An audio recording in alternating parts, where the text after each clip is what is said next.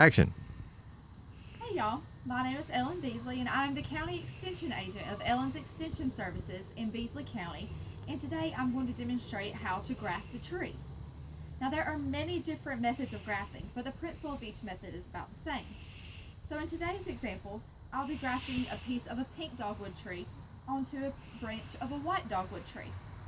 Now, to complete a successful graft, you must know a few basic points about tree anatomy.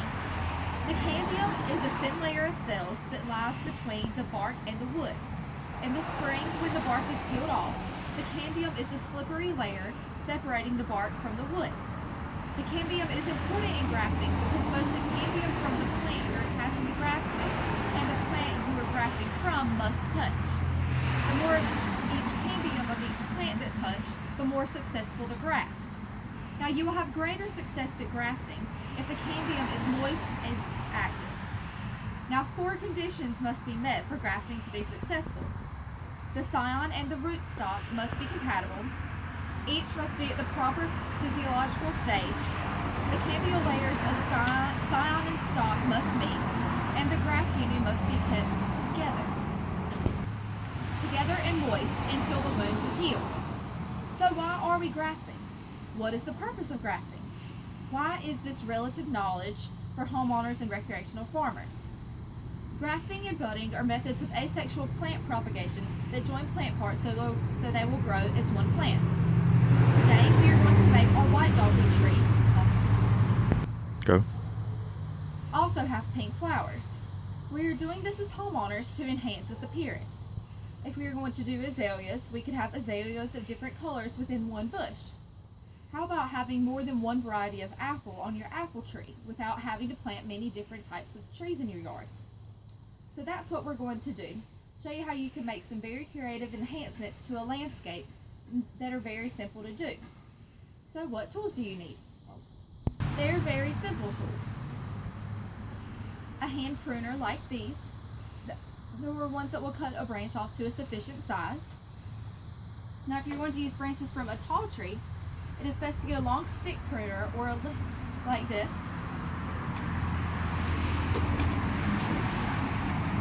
Or a limb saw, such as this. That way you can safely collect all the pieces that you need. You will also need a knife of a good size to cut into the bark. We forgot a knife. Such as this, to cut into the bark. And then a tape or a string to hold the 2 pieces attached together within the bark. And then you'll need something to seal the connection together with, such as white glue. Now we're going to go check out the trees that we'll be grafting. Now as you can see, we're just in my front yard. So we're going to use our regular pink dogwood tree we have here and graft onto the white dogwood tree. First we have to find a good spot for grafting. At my house, my family, we would like to see a nice pink bush come off of the white one. Or not bush, limb. So that it will fill up some spots that are missing and just add some extra appeal to the yard. Now, here we have the pink dogwood tree. As you can tell, it's pretty full and budding. So we're going to find a good piece to cut off.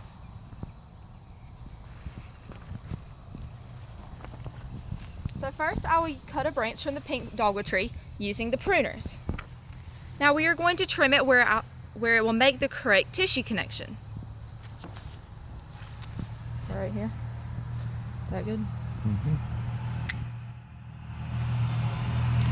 Now I've got this piece of the pink dogwood tree and we're going to go check out the white dogwood tree and see if we can find a good connection.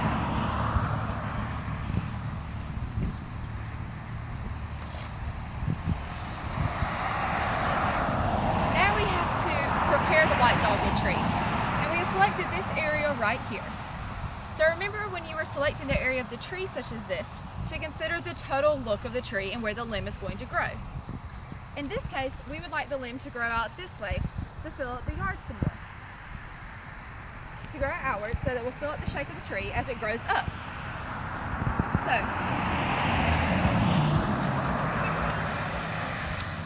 we will now cut and peel this white dogwood tree and get it ready for the pink limb.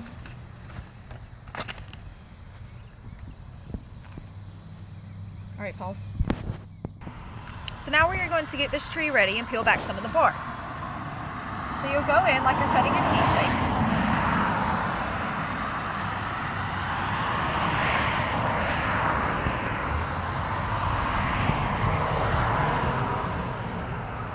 And you'll start peeling back some of the bark.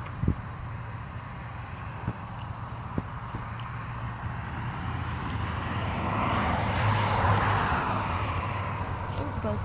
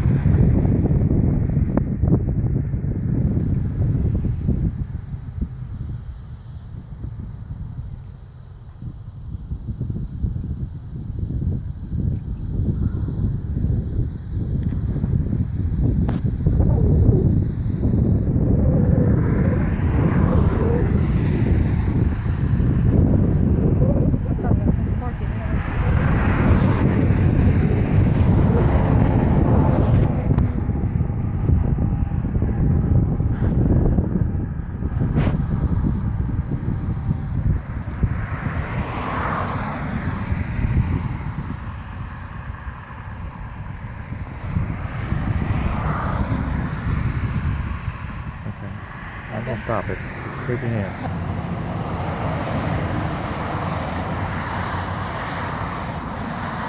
Move up close and get that. Now, as you can see, you've got the deep V going in right there a little bit, so you can get the nice cambium showing. And now we're going to trim the pink dogwood. Back up. So where we can expose the cambium.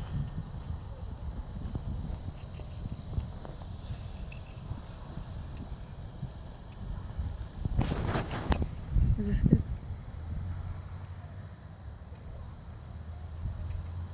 Is this good? A bit more.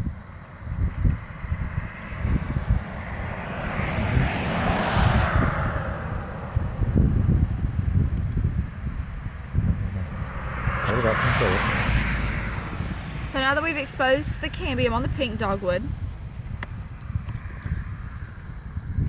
you want to make sure that as much of the exposed cambium from the white dogwood and the pink dogwood, or whatever plant you're grafting, are touching. This isn't going to work. Like that. You have to peel that back, so peel that back.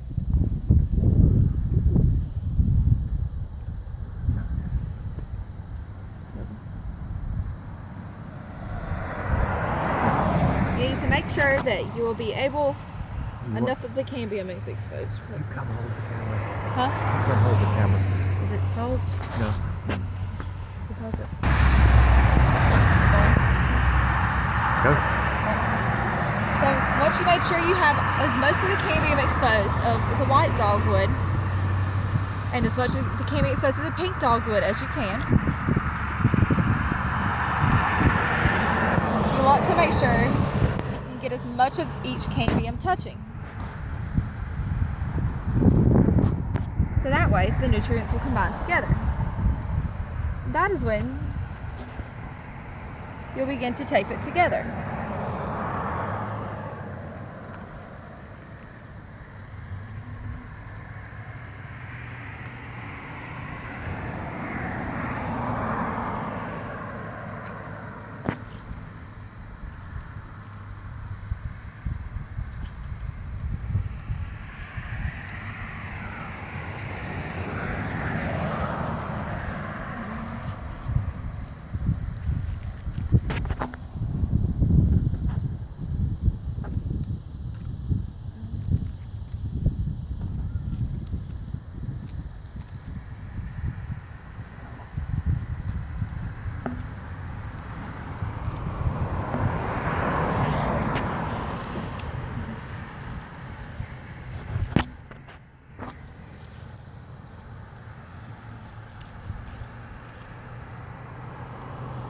once you're pretty sure that it's in a pretty stable position,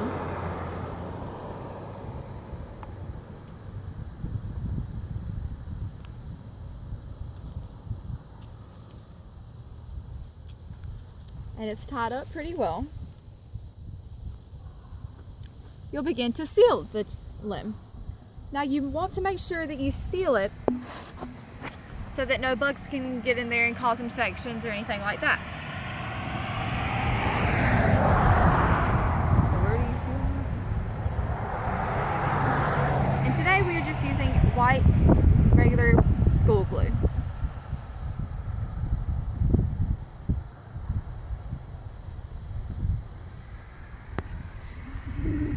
Now this doesn't have to be pretty.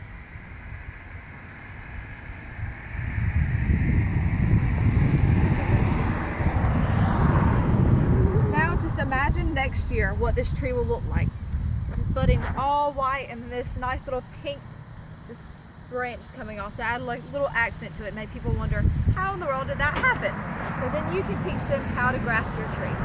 Thank you.